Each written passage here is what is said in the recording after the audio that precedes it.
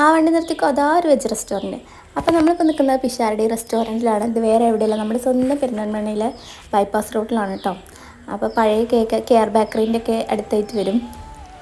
പിന്നെ അപ്പം ചേച്ചിമാരാണ് ഇവിടെ എല്ലാ സർവീസും എല്ലാം ചെയ്യുന്നത്. അടിപൊളി ചോറും 10-15 കൂട്ടം കറിയും എല്ലാം ഉണ്ടായിരുന്നു. വളരെ സ്വാദിഷ്ടമായിരുന്നു.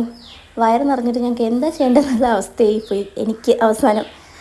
പിന്നെ എൻ്റെ മാളുവിന് ഇഷ്ടമായത് പുളിയിഞ്ചിയാണ് കേട്ടോ. പുളിയിഞ്ചി നല്ലതായിരുന്നു, അടിപൊളിയായിരുന്നു. പിന്നെ 2 കൂട്ടം പായസം, തൈര്, രസം, മോര് എല്ലാം ഉണ്ടായിരുന്നു. പിന്നെ എക്സ്ട്രാ ആയിട്ട് അവരുടെ തന്നെ ചമ്മന്തിപ്പൊടിയും കൊണ്ടാട്ടമൊക്കെ ഉണ്ടായിരുന്നു.